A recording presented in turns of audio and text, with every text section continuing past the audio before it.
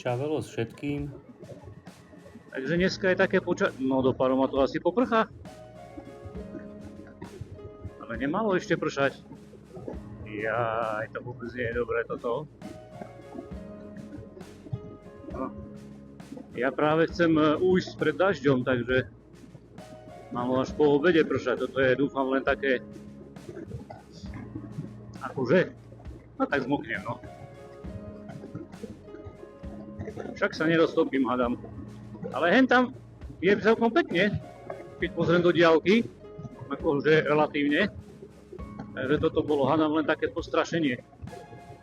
Keď som rozprával o tej výbave, čo všetko treba mať, už keď to máte, tak dôležité je aj, keď sadnete na tú motorku, dobre na nej chodiť, alebo vedieť ju ovládať. Výbava je jedna vec a jazda na tej motorke alebo na tom skútri je druhá vec. Berte to tak, že ja nechcem nikomu radiť, len chcem povedať niektoré veci také základné. Naozaj, keď začínate, tak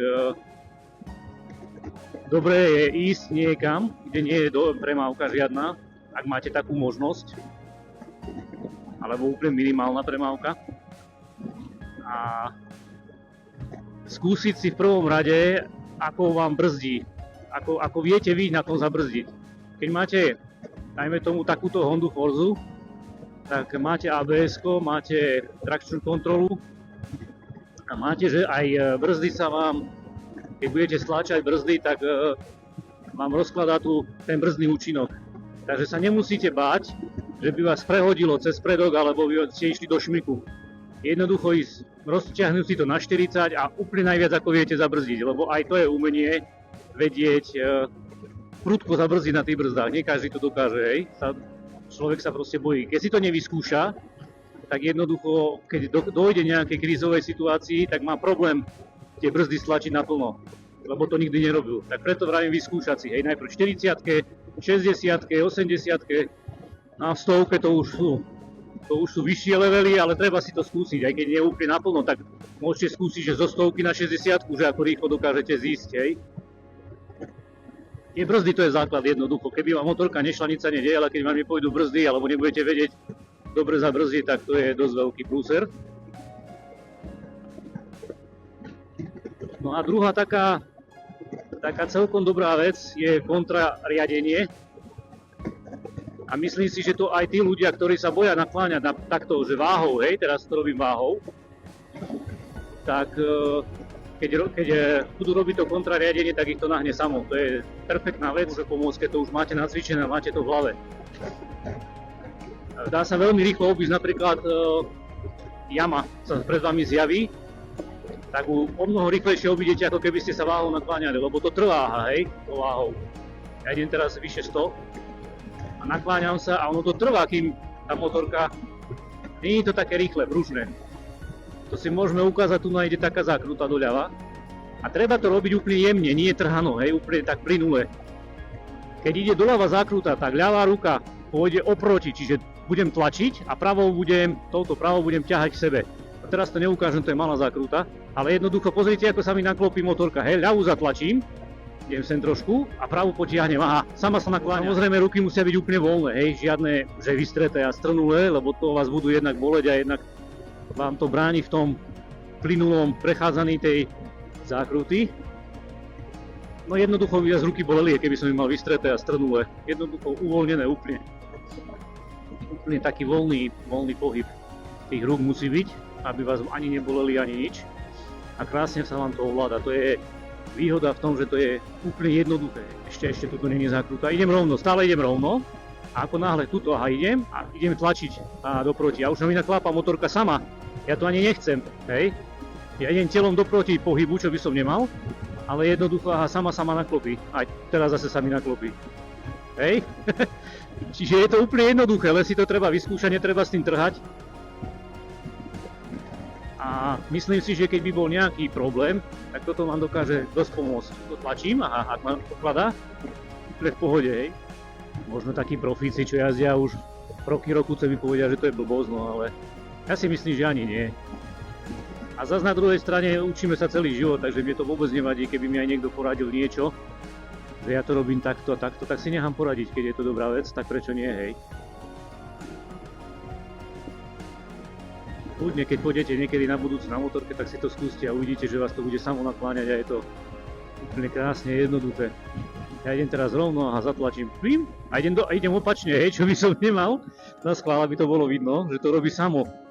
A to je proste, a ešte keď idete s tým, že aj tú váhu tam dáte, tak vás to úplne krásne to dokážete tú zákrutu prejsť úplne v pohode.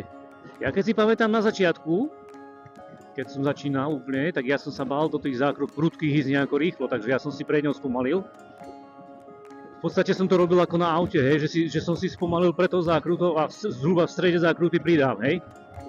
Ale teraz naozaj na tej motorke sa dá, aha, teraz to idem urobiť, pozrite sa, ak ma nakláňa samo. Vidíte, jak ma pekne tlačí v tej čiare. A to úplne jemne robím a tá ľavá ruka to trošku ťaha k sebe, hej. Úplne jednoducho. Vôbec som sa nemusel nakláňať. Tu ani nemusím, hej, lebo toto je taká tiahla zákruta. Ale keď sú také prudké, tak to vtedy najlepšie vidno a najviac to cítiť, keď to hen tak urobíte. A krásne vám tá motorka sa naklopí a vy dokážete tú zákrutu, možno za normálnych okolností by ste išli 60 a vy ju dokážete v stovke úplne v pohode prejsť. Bez toho, aby ste sa museli báť, že vás vyniesie alebo niečo podobné.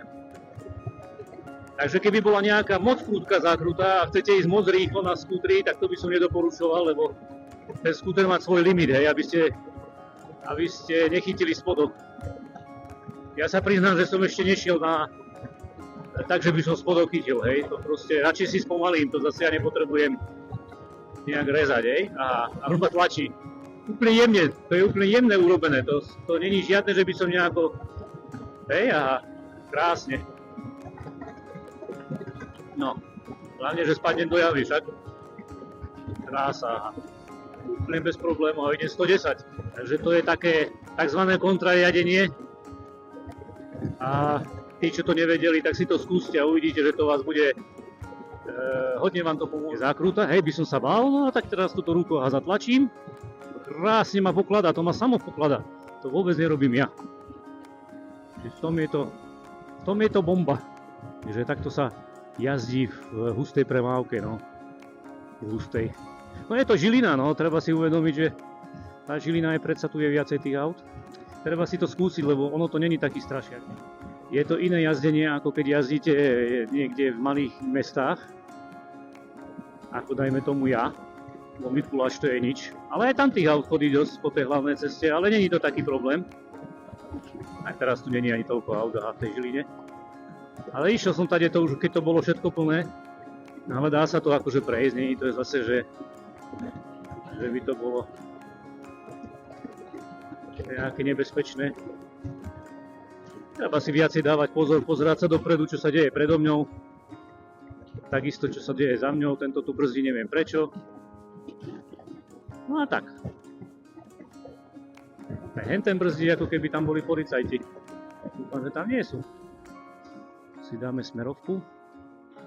A tuto sa nikdy na túto križovatke nepchám dopredu, aj keby som mohol, ale to nerobím. Lebo tu je to také, no čo ja viem. Neviem. Mohol som ísť aj dopredu, ale tuto sa nedá nejako moc rýchlo ísť. No, ale dôležité je pre mňa, že neprší. Mal som tak pekne vyleštené to predné plexi a už ho mám zaprckané od tých klapiek. Ale tu na to vyzerá také, že by nemuselo pršať ešte. A to kolona už je odtiaľto. No mňa vystre. Minenko, to ja tu nebudem takto čakať, chlapci moji. Chlapci a dievčatá, to ja musím ísť dopredu, no. Či sa budete hnevať, alebo nie. Budem to musieť takto nejako zobrať. To je to, ako tie autá stoja, no. Niektoré stoja dobre. Niektoré, musí vyčumovať, aj keď vie, že tu je kolona.